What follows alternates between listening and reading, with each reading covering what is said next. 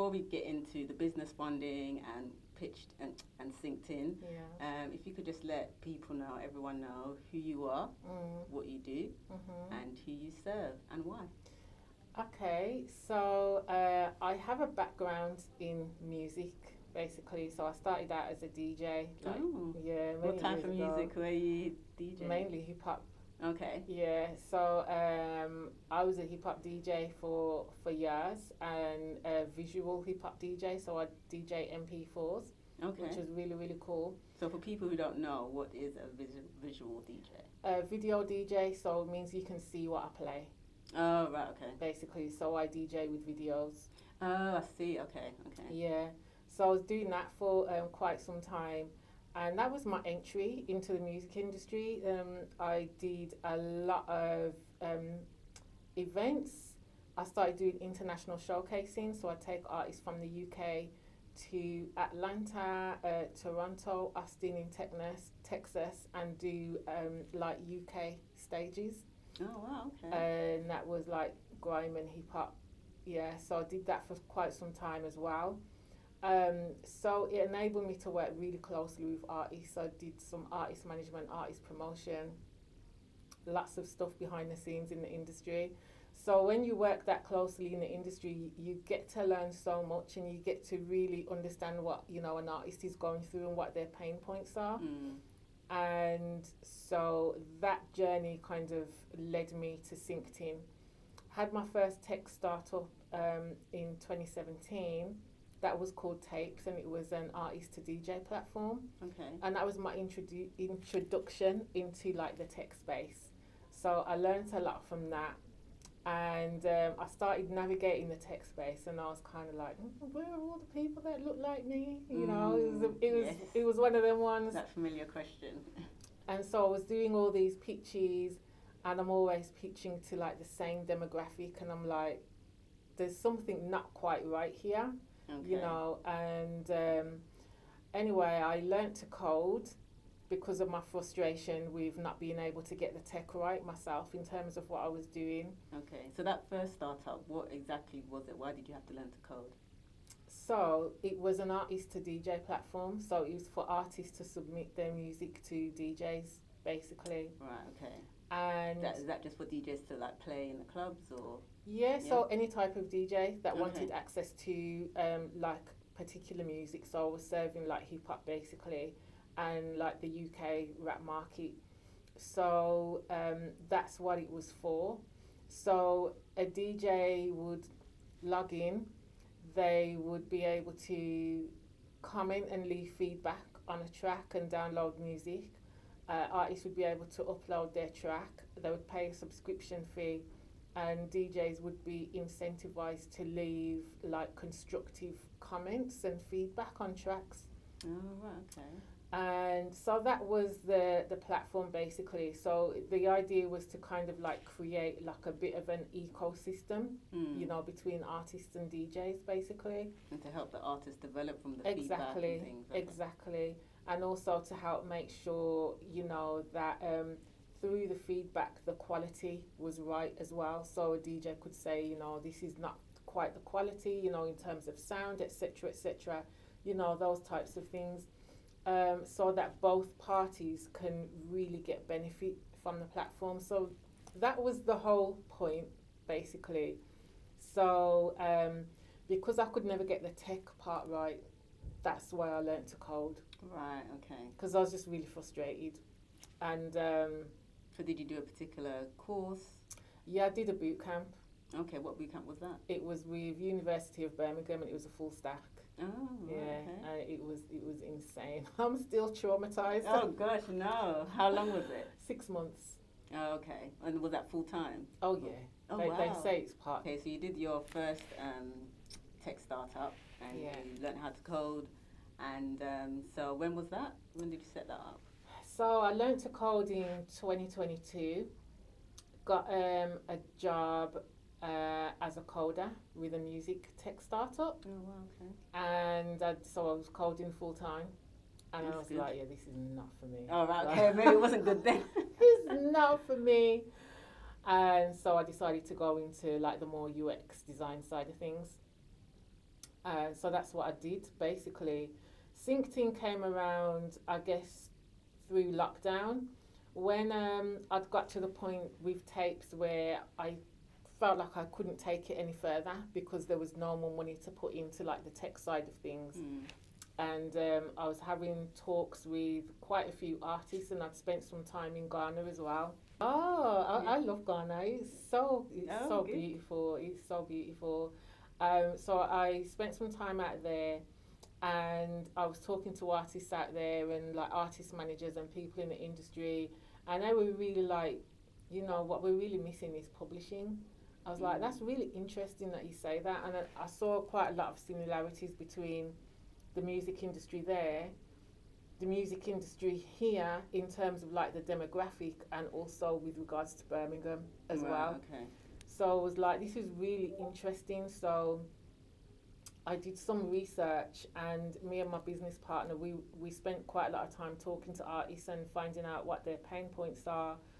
In Ghana? In Ghana and the UK. Right. And also in terms of the areas that they needed help with. And publishing was something that came up quite a bit because like everyone was like, we don't even know what that is. You know, what does it even mean? And I was like, oh my gosh, wow. Yeah, well, I'm glad you said that, because for those who don't know what publishing is, or music publishing, can you just explain to the viewers? Yeah, so it's really a minefield, right? So whenever you create a track, there's two halves, I guess. So you've got the composition side, and that's the side that we deal with. It's like the writer's side, basically. So you have like the masters, which is when you register with PRS, you are getting the money for your master's side, but you're not getting it from the publishing side. So PRS for music, they are the royalty distributor for the UK. Right. So they distribute all royalties for the UK, basically. So if you're an artist and you're releasing music, you should be registered with PRS to get your royalties.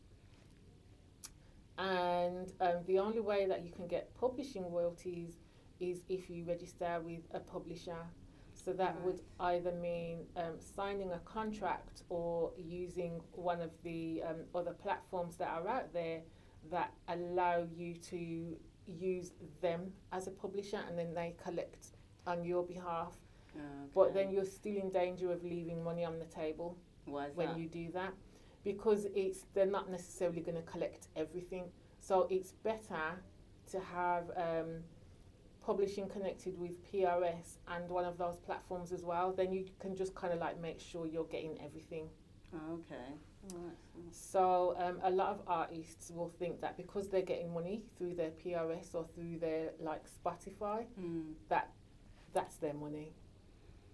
I see. But there's a whole lot of other money that they haven't had access to. Right. And that's what we do. Okay. Yeah. And so you were saying that the artists, they didn't know about the publishing side of things, and you serve mainly hip hop, and you said you went to Ghana, so I'm assuming Afrobeats as well. Yeah, Afrobeats. So there's a big hip hop scene as well in Ghana. So it was really interesting because I didn't actually know that before. And then I went out there and I was like, oh my gosh, this music scene is really, really buzzy. So they listen to like a lot of Afrobeats and a lot of hip hop as well. So I was quite interested in that side of things because I didn't know. And so, I mean, not to make assumptions, but why do you think that artists in hip-hop, so I guess these are upcoming artists we're speaking about, in hip-hop and Afrobeats, why don't they have that education about the publishing side of things? I mean, it's not just up and coming. You'd be surprised how many artists are doing really well that also don't know, because they might not be signed, they might be independent. Oh, right, okay. And if you don't have the knowledge, or no one's really like sat you down and explained it to you, how are you going to know? Because there's so many ways now to release music independently. There's so many tools. It's easy to make a track, put it on Spotify, you know, it's so easy.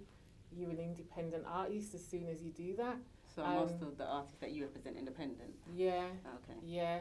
And Spotify published recently, I think that about 4.9 billion was paid out to independent artists Wow. in, I think it was a 2-year period. Okay. Maybe that's why they're thinking, yeah, we're getting the money. And they said as well that's about half of what the entire industry generates. Right. So it's a really big market, Mm. you know.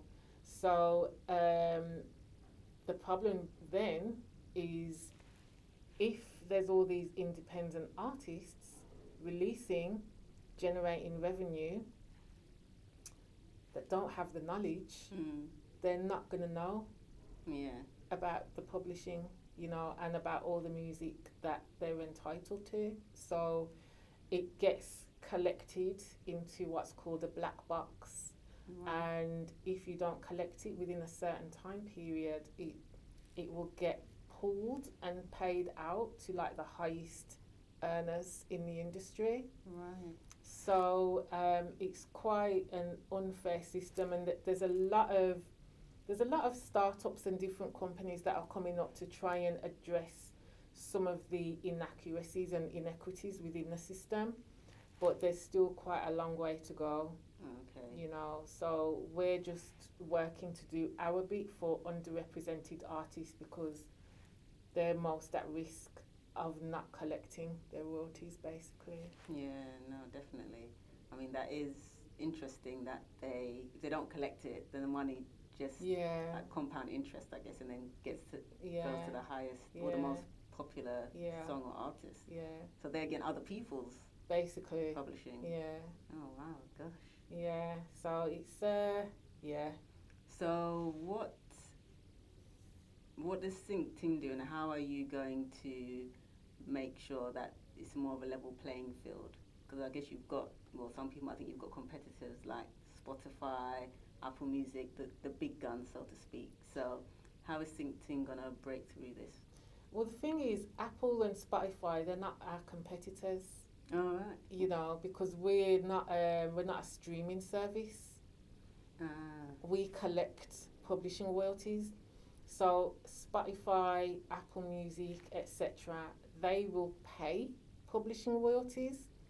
So if you don't collect those publishing royalties that are paid out, you won't get them.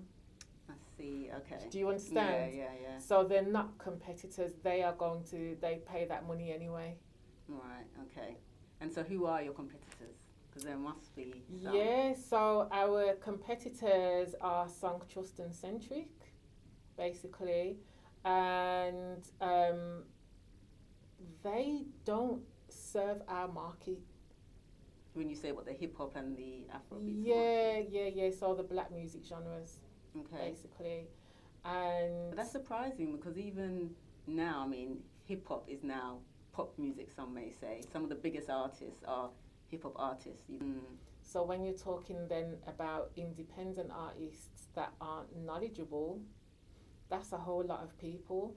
Okay. And, you know, not just in the UK, in other areas as well. So if you look at markets in Africa, if you look at markets in the Caribbean, especially where the structure isn't as set up as in the UK, they're contributing to this black box.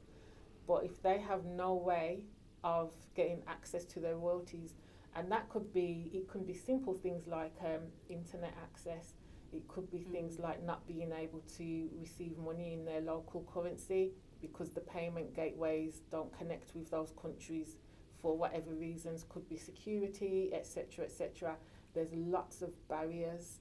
And when I started doing the research, I actually saw, you know, how big the problem was. Right, okay. So I know that the main payment gateway provider doesn't serve certain markets in Africa, doesn't serve certain markets in the Caribbean. So what do all these people do that are making all this music and they're entitled to get their payouts? How do they get their money? You know, they have to do things like open a dollar account somewhere or attach themselves to somebody else's bank account. So that it becomes like a problem. Convoluted, yeah. So if the main provider isn't servicing these markets, assuming because there's some of the issues that you mentioned, how are you planning to overcome that? So we want to do partnerships with payment gateways within those countries. Okay. So the local payment gateways, to make sure that artists can, get access to the money in their local currency. Right. Okay. And Yeah. how is that relationship building going? Well, we've got to kind of like go out there and build those relationships. Oh, go to the countries. Yeah, Right, really. Yeah. So that's what we're in the process of looking into. So hopefully, later this year and next year we'll be able to do that. So UK is not our only market. There's a big market here in the UK, but there's also, big markets outside of the UK, and we want to be able to tap into all of those areas where, underrepresented artists making black music are not getting their fair share. Right, okay. So, yeah. Is that mainly in countries in Africa or West Africa and the Caribbean? Yeah, yeah. So it could be West Africa, it could be East Africa, anywhere that music is being made and is having an impact, like in Caribbean, for instance, looking at dancehall, reggae, even like soca, they're very big genres out there. So there will be a lot of money generated as well by those genres, so if they're not getting access to that, it's just being uncollected. Earlier you said that when you're pitching to investors about SyncTin, it's the same sort of demographic. And so how has it been, your pitching journey from when you started SyncTin in 2022, you were saying? Yeah, we started SyncTin in 21 and 21. Then we pivoted to focus on royalty collection in 23. Yeah, it was sometime last year. Yeah. So how was it sort of pitching for funding to, I'm assuming, grow SyncTin and expand? I've only just started pitching for funding for SyncTin, really. The one that you saw me at, the Fundraising one, that was the second one. And that was a small grant, but that was really nice because of the audience.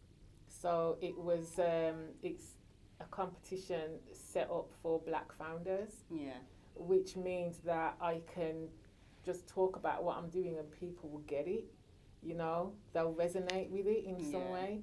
Whereas when you go on these other stages, it's not the case. You really have to kind of sell what you're doing a little bit harder. It's definitely not going to resonate with a wider audience. Some people will get it, some people won't. But for me, it's really important to keep the authenticity and not have to dumb down what I'm doing, because it's a big issue and it's a worthwhile issue to solve, and I feel really strongly about that. So it will resonate with whoever it resonates with. But why do you think you would have to dumb it down if you were pitching to investors who maybe weren't from an African or Caribbean background? Because they don't get it, and they if they're not from the same background, they're not going to feel the same way about it. About what, the music, or about the issue? Okay. And it being able to like resonate with them. Some will get it, some won't. I've definitely had that when I was doing my previous tech company. It was the same. Some will get it, some won't. Some will like it, or maybe like it, and others are kind of like, not really sure, it's a bit niche, it's a bit this, it's a bit that. It's a bit niche because you're only focusing on artists in a particular genre? Black music genres. Right, okay. Which are the biggest genres in the world, by the way. So it's not niche. It's not niche? No. Oh gosh, yeah, that age-old problem. So, but how will you, because I'm assuming Sync is a for-profit business, right? Yeah. So, when looking for investment to grow, because tech companies will generally need quite a lot of investment. Yeah. And like you went to the Founder Vine pitch, that was for black founders. Yeah. And there's a few of those pitching competitions and grants specifically for black startups and black businesses. Yeah. But generally they're not as many as the wider pitch competitions, and there's more investors from other ethnic backgrounds. So how will you continue your funding journey, or continue to keep funding and scaling Synced In going forward?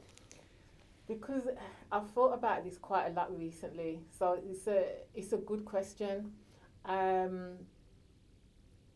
Numbers matter at the end of the day, and the main thing for me, because we've proven the concept already, we know that it works, it's just about scaling.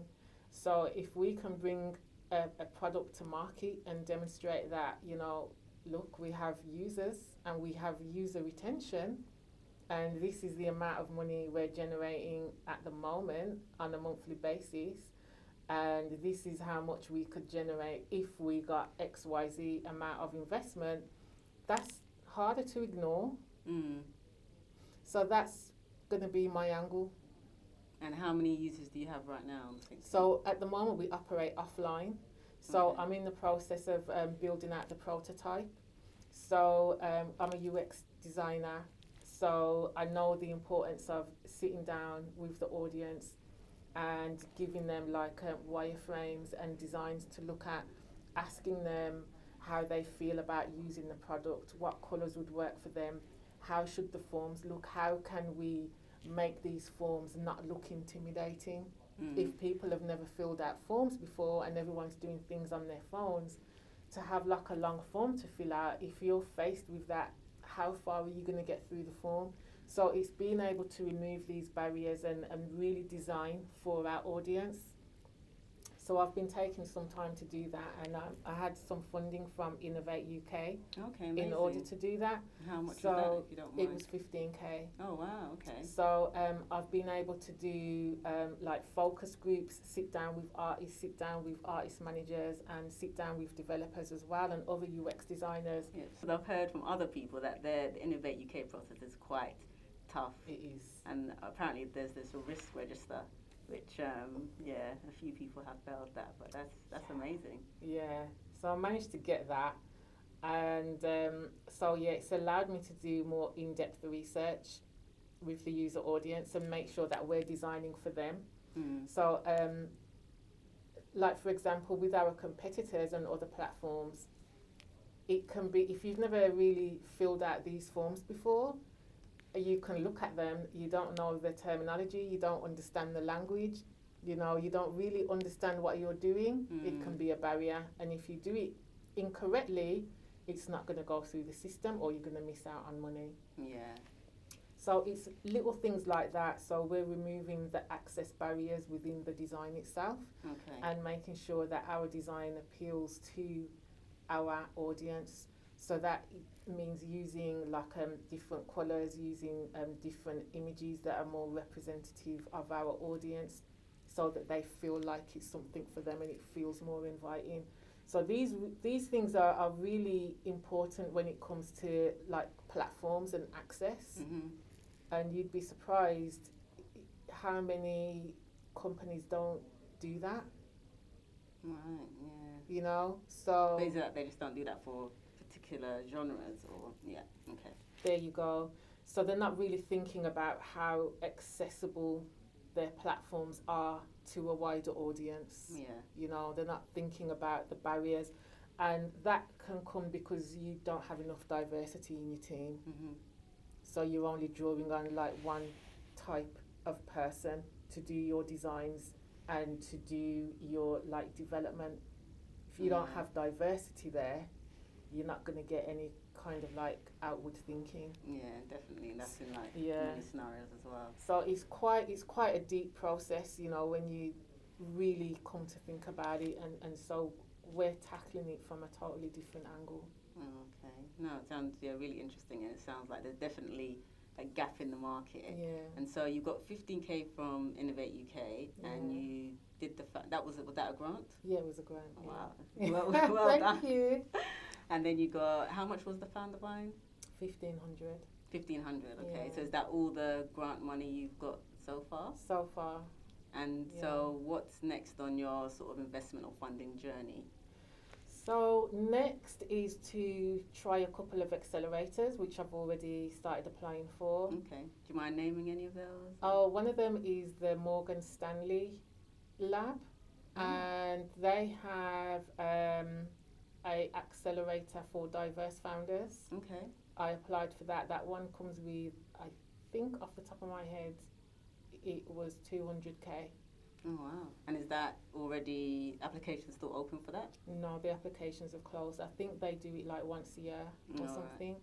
So there's quite a few different accelerators that you can apply for, and throughout the year I'll be working my way through, applying for some more.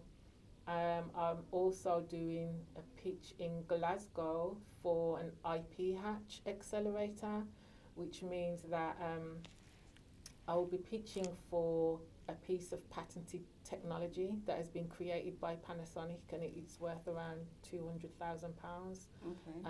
And that piece of technology is around metadata, basically.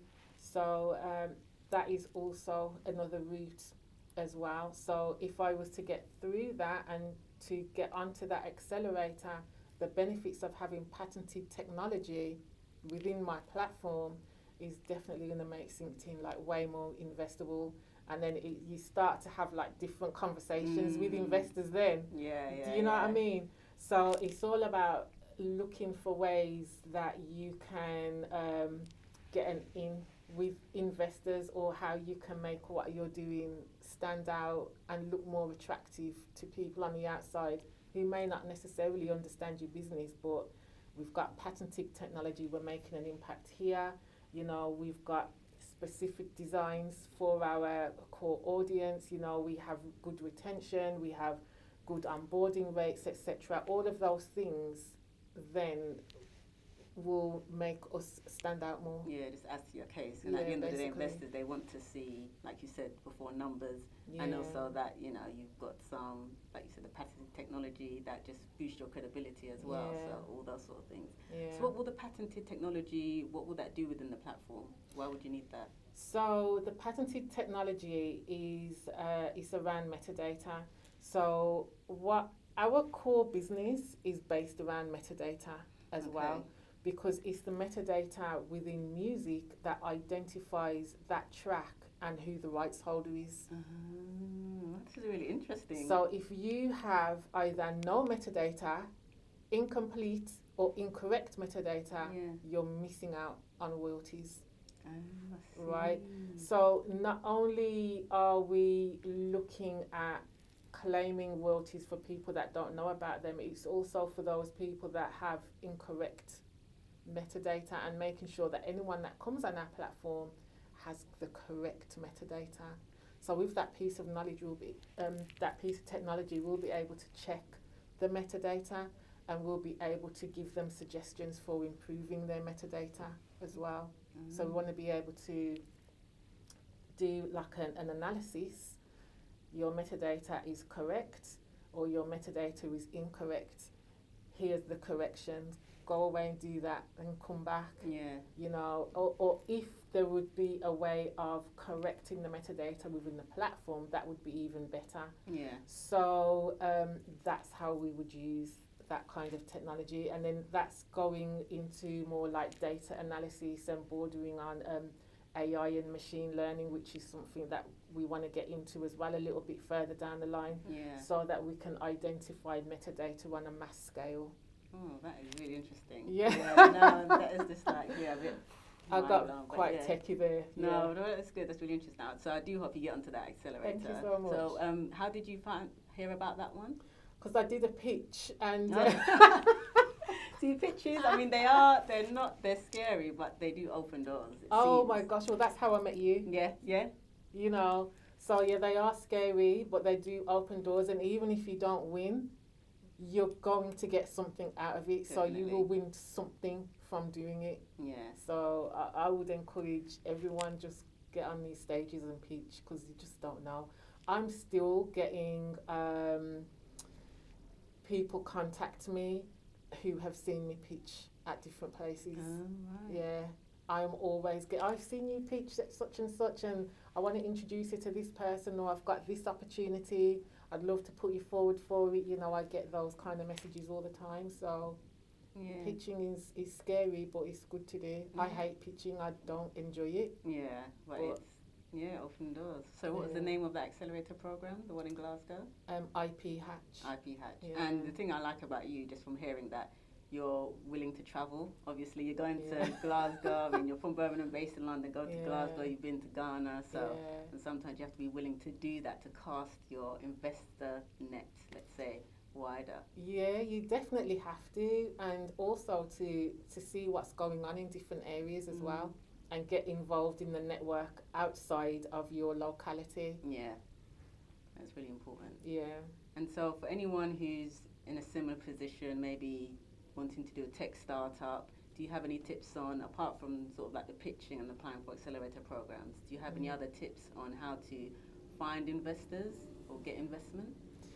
Yeah, I mean, I would, if you can bootstrap for as long as you can, definitely do that, because you don't want to give away too much of your company too early. And you also don't want to be talking to investors when you haven't got like enough traction to kind of like show that you can do it. Yeah. So that's what I would say. When you do have some traction, you've proven the concept, especially if it's a tech startup, if you've got an MVP as well, even if it's like some kind of design and you're operating offline, that is a form of an MVP. Yeah. So MVP, minimum viable product. Exactly. So if you've got that, then it's at least a good place to have conversations from. Yeah. How is that MVP working for you? And then look at your roadmap in terms of your milestones, and then think about, okay, maybe I can look at getting investment when I hit this milestone. And then start talking to investors before you hit that milestone. Oh, before you hit the milestone, but why shouldn't you talk to them after you hit it? So you can go and say, look, I've hit this milestone. Because it's about relationships. Right. And if you can bring them into your journey and they can see your progress and that you're hitting milestones, they're going to be more likely to kind of like buy into you because they can see how active you are and that you're doing things. I spoke to an investment company a couple of weeks ago, and it was quite random. I must have sent my pitch deck somewhere, I can't even remember where, and someone emailed me off the back of that. And we scheduled a call, and they were like, you're too early at the moment, but I just love what you're doing. Oh, that's amazing. And I want to be a part of your journey in some way. Yeah. So it's up to me now to keep him updated on my progress and the milestones so that he can see that I'm making strides. Yeah, you see that. So is he like a mentor now, or just check in now and again? He's not a mentor. He sends me useful information, and it's up to me now. In fact, I will email him next week and let him know that I've got through to the pitch stage for this IP Hatch. Yeah. So it's things like that, just keeping people up to date, with what you're doing. So that's why I say start talking to investors before you hit those milestones, so that you can start building those relationships. And the more investors that you talk to as well, the easier it becomes, because at the end of the day, they're just people with money. Yeah, they're just people with access to money. Yeah. They're just like me and you, but they're in a different profession, that's all. Yeah, no, that is true. So just get comfortable talking to them and see where it goes. Yeah. And do you mind mentioning the investment company? That particular one was Mountside Ventures. Obviously, your pitch deck does work. So do you recommend for people, startups, whatever the sector that they're in, to have a pitch deck? Absolutely. I get asked for my pitch deck all the time. Oh, really? And all the time. And I'm always updating it as well. So definitely have one. Keep updating it. Make it as visual as possible. And just remember that investors are kind of in the business of saying no. So it's like, it's kind of like, why am I having a pitch deck if your job is to say no? And that's totally my thinking as well. Yeah. But I'll still send it off, because you just never know, it can spark a conversation somewhere. Yeah. And so what is it like being a black woman in tech? Do you think now in the current climate? Do you think that's an advantage with all these sort of diversity accelerator programs and things like that, or are there still barriers? Oh gosh, there's definitely still barriers. I mean, it can be quite isolating, I guess, you know, especially when you're out in like the wider spaces and you might be like the only one, or maybe you're like one of three or something, you know, so you have to kind of like overcome that and just, I think, feel comfortable and confident in who you are and the role that you play within that space. And that's how I feel. Right. You know, I just feel like I'm a black woman in this space. Like, I don't care what your barriers are. I'm doing me. I'm doing my thing, and it is what it is. I'm here. And you're staying true to yourself. Yeah, exactly. And everything. Not code switching as some of us do in I can't corporate. do that. Yeah. I can't. I just can't do that. It's really important to me to be authentic. So, you know, in my pitches, for example, I'm a black founder. My co-founder is black. The artists that we've served, we've worked with artists in Ghana, they're black. How can I rub that away? So when I'm presenting to you, I'm a black woman, black man, black founder. These are the black artists that we serve. I can't get away from that. Yeah. So how can I code switch? Yeah. Which part do I remove? Do you know what I mean? Yeah. No, it's true. It's true. So I think sometimes investors also, they want to see some authenticity as well. Yeah, yeah. So what if you had, sorry to interrupt, but what if you had a white artist who was in the hip hop genre, like an unsigned white artist? Would you represent them? Is it just about the music? Yeah, I mean, we're not gonna be like, you're white making black music, so go over there. That's never what we're about. We have our target audience. We serve black music genres. You know, if you're a white artist making black music, and you might not be knowledgeable about music publishing as well, you might have some of the same issues when it comes to releasing music, knowledge, etc., etc. And maybe you're working with black artists who have the same issues. Why would we turn you away? Yeah. You know, that's not what we're about. It's just that our core audience is this. You know, if on the fringes of that we get other people come through. Yeah. No, I just wanted to cover that because I know some people are thinking, well, you know, what about such and such? Yeah, and I've had that, and I answer it the same way. Yeah. Do you know what I mean? Yeah. But I can't then be like, okay, change our whole ethos and then change our whole design systems to appeal to like the mass audience, because there are so many platforms doing that already. This group is marginalized. This group here is underrepresented, and in fact this group here makes the highest streaming and most popular music in the world. So this is who we need to represent. Yeah. No, if definitely. you guys want to come along, that's fine, but this is who we're for. Yeah, no, definitely. Gosh, so 2 years from now, where is Synced?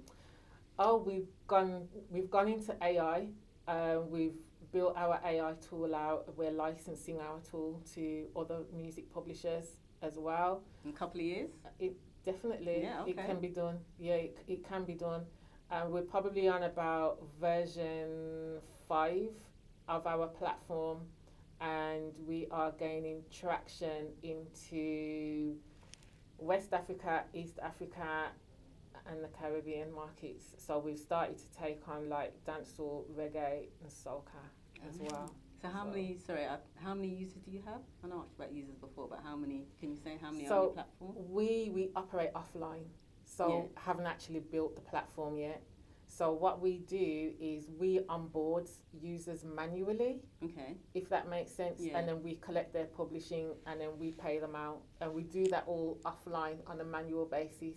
So our platform, will enable artists to onboard themselves. Okay. So that's what we're doing, and that's what will enable us to scale, basically. Right. Even though you're doing it offline, because they're paying a subscription. They don't pay a subscription. Oh, right, okay. So what we do is we collect off the back end. So we take 15% off everything that we collect. Right, I see, okay. But do Yeah. you know the number of people you have offline that are... Yeah, so we have about 7 artists that we're working with at the moment, offline. And that's a mixture of UK and Ghana at the moment. And so, yeah, we've seen quite like significant revenues come through. So we know that we just want to be able to scale, basically, so that we can get more of these artists and pay out more money that it's theirs. Yeah, no, it's true, it's theirs. Yeah.